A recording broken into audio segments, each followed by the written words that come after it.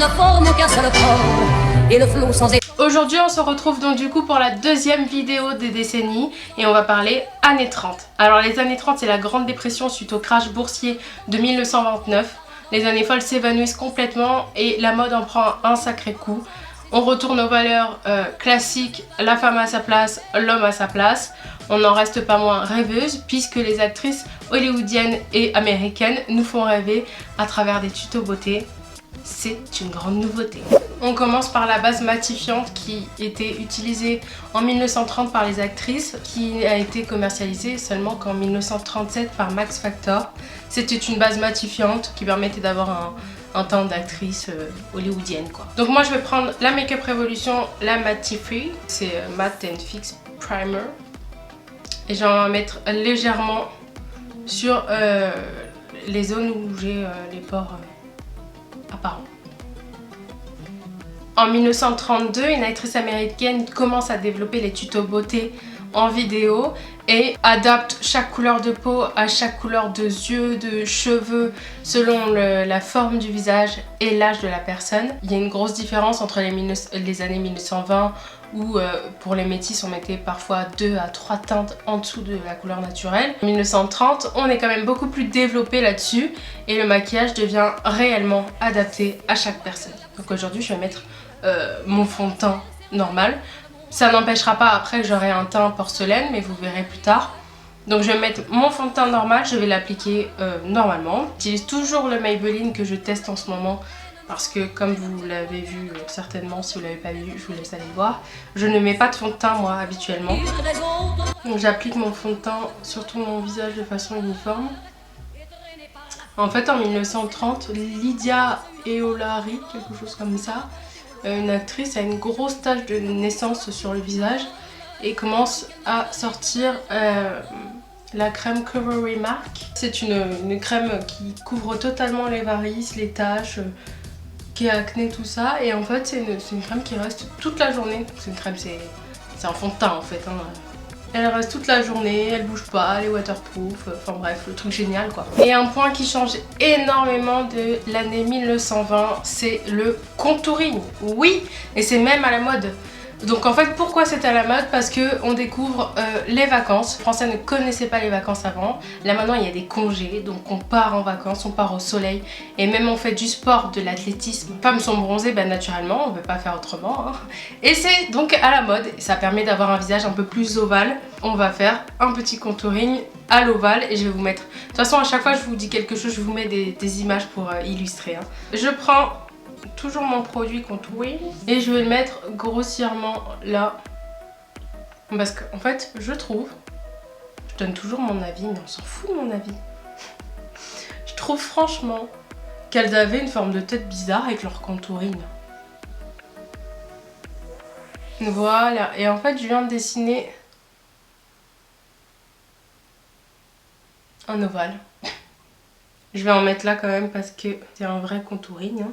Par contre, je crois pas qu'elles dessinaient leur nez comme à la Kardashian maintenant. En vrai, les Kardashian n'ont rien inventé, hein, vous vous doutez bien. Oups, j'ai déposé mon éponge. Et après, je viens estomper. Je parais barbu, non? En 1930, Max Factor, qui était un spécialiste dans les maquillages hollywoodiens, commence à sortir les tutos beauté en masterclass. Donc c'est tout filmé et les femmes de tous les jours regardent énormément cette vidéo et reproduisent le maquillage parfaitement, comme maintenant. Bon, une fois que j'ai fini mon contouring, je vais venir poudrer. Cette fois-ci, je vais prendre ma poudre, donc c'est la Makeup Revolution, toujours. Mais je vais pas prendre la blanche que j'avais pris dans les années 20, parce que celle-ci va faire quand même le taf. Je vais pas non plus mettre de bronzer, vous avez remarqué. Je vais directement poudrer. Donc en fait, la mode était au teint ivoire. Enfin, à la poudre ivoire et le teint un petit peu rosé pour l'effet bonne mine. Je vais poudrer mon visage entièrement et je vais faire en sorte qu'il soit quand même un pâle quoi.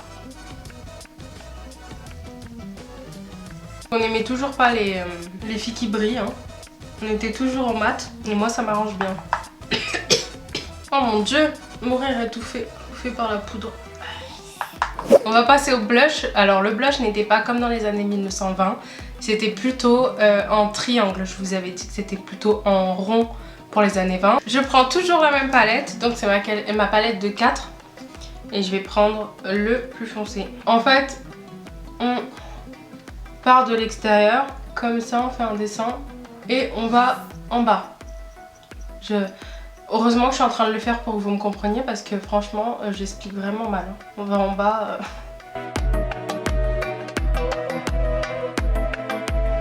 Je fais la même chose de l'autre côté. Vous voyez, il y a un triangle là. Je vais ensuite passer à mes sourcils. Donc là, il n'y a pas beaucoup de différence avec les années 20. En fait, on rasait, elles enlevaient tout et elles ont redessiné des traits fins tombants. Par contre, je vais pas les raser, je vais pas non plus les affiner. La technique, si vous voulez vraiment bien le faire, c'est de mettre du fond de teint ou du concealer dessus, les effacer et pouvoir les redessiner par-dessus. Je ne peux pas le faire parce que j'ai un tatouage maquillage permanent. Donc je vais prendre quand même. Donc en fait, elles utilisaient un crayon noir. Il fallait quand même des sourcils foncés. Un crayon noir et elles dessinaient tout simplement un nouveau sourcil en arc.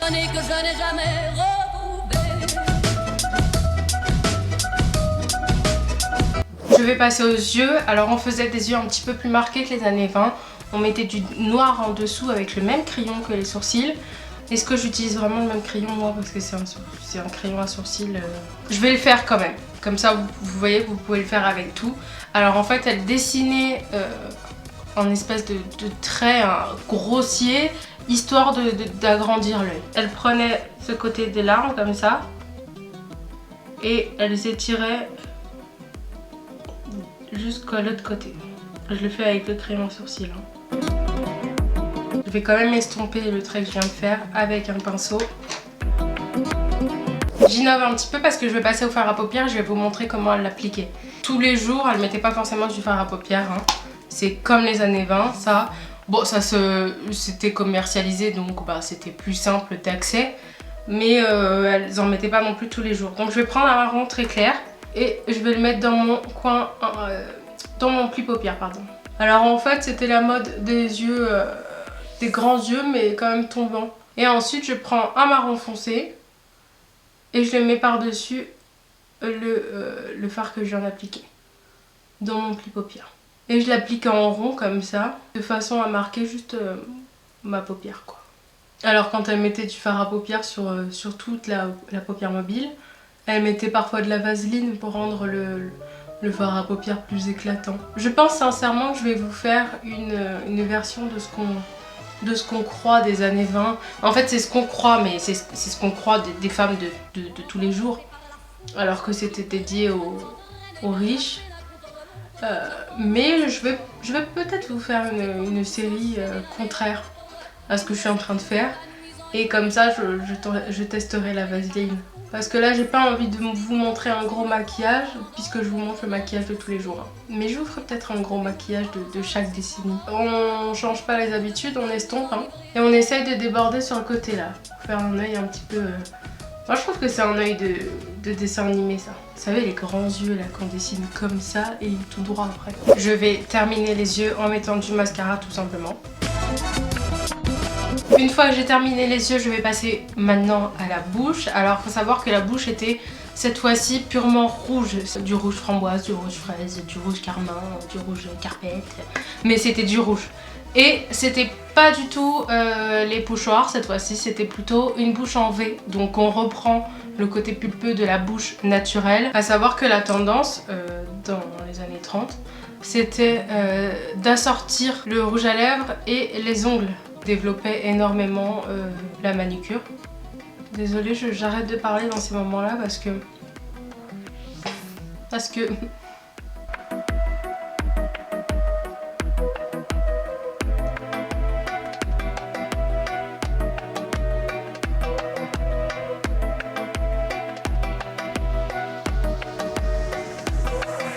Je disais donc, les femmes assortissaient énormément leur rouge à lèvres au vernis. Donc si elles ne mettaient pas du rouge sur leurs ongles, donc comme sur leur bouche, elles mettaient une sorte de French lune. Donc en fait c'est juste le bout, c'est revenu d'ailleurs dernièrement, je l'ai vu passer. Le bout en arrondi comme ça. Alors dans les années 30 c'était plus les boucles et non, ça devenait même ringard. C'était plutôt des crans, vous savez, l'effet wavy là, l'effet L'effet est trop dur à faire, vous voyez. Donc je vais aller m'éclater.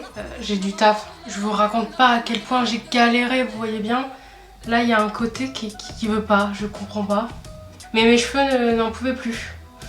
Donc j'ai fait de mon mieux. Ah là là, j'ai le sourcil qui part en vrille là les gars. Et il y a le ver de terre qui se fait la malle. Mais écoutez, je vais me coiffer en accéléré. Et je vais aussi m'habiller et je reviens vous voir.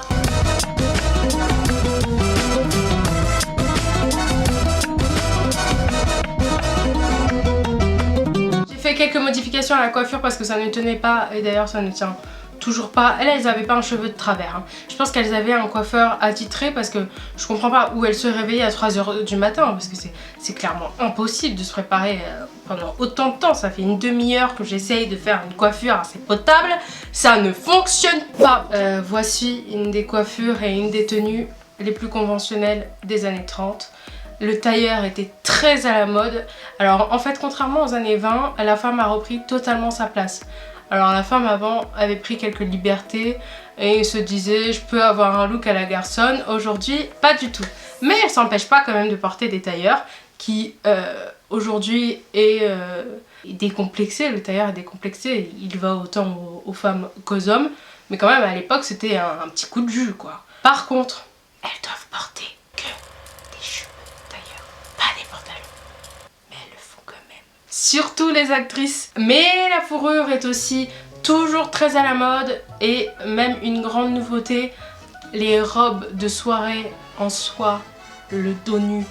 Ça c'est un truc de ouf quand même. Les motifs, les petits pois, surtout les petits pois et beaucoup de motifs. Aujourd'hui j'ai donc choisi de mettre ce tailleur. J'espère que cette vidéo t'aura plu. J'espère que tu auras aimé autant que les années 20. Si tu n'as pas encore vu, je te laisse aller voir. On se retrouve pour les années 40.